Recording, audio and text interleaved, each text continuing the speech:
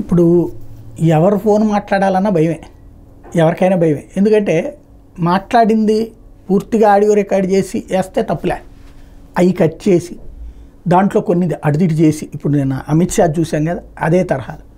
ఇప్పుడు పెమ్మసాని అనుచరుడుతో ఒక అతను మాట్లాడాడట. ఇవాళ సాక్షి రాసుకొచ్చినటువంటి ఒక వార్త ఏంటంటే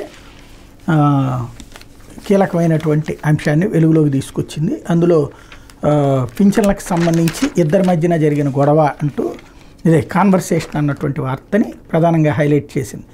ఏంటంటే పెమ్మసాని అనుచరు పింఛన్ల మీద లోకేష్ మాట్లాడొద్దని చెప్పారు అంటూ పెమ్మసాని కార్యాలయానికి సంబంధించిన సిబ్బంది చెప్పాడంటూ ఒక సంభాషణ కూడా ఇందులో పేపర్లో 4 కాలమ్స్ వార్త వేశారు.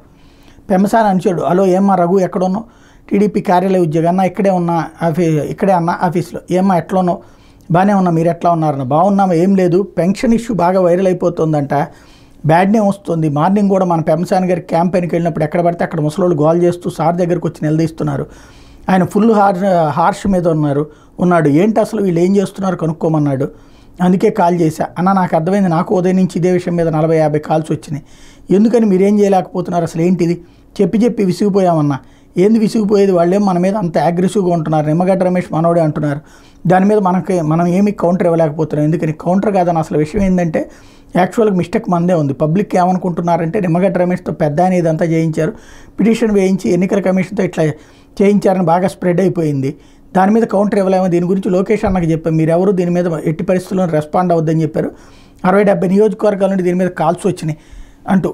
అసలు 60-70 నియోజకవర్గాల గురించి అంటే ఇది ఇట్లాంటిది ఒక దిక్కుమాలింది ఏదో తయారు చేశారు, క్రియేటెడ్ ఆడియో, ఇది నాకు అర్థమవుతున్నది. ఎందుకంటే 60-70 నియోజకవర్గాల వాళ్ళు పెమ్మసాని అనుచరుడికి ఎందుకు కాల్ చేస్తారు, పెమ్మసాని అనుచరుడు రఘు అంటున్నారు, పెమ్మసాని అనేటువంటి ఆయన గుంటూరు ఎంపీ క్యాండిడేట్గా పోటీ చేస్తున్న ఆయనకి ఆయన 7 నియోజకవర్గాల నుంచి చేశారంటే ఒక అర్థం ఉంటుంది, కానీ 60-70 నియోజకవర్గాల నుంచి దీని మీద కాల్స్ పెమ్మసాని అనుచరుడికి రావడానికి ఆయన ఏమన్నా చంద్రబాబు కాదు కదా. రెండవది ఇట్లాగ మాట్లాడతాడా ఎవరైనా, కాబట్టి ఇదేదో వైసీపీ వాళ్ళు ఫ్యాబ్రికేట్ చేసినటువంటి ఆడియోలాగా ఉంది.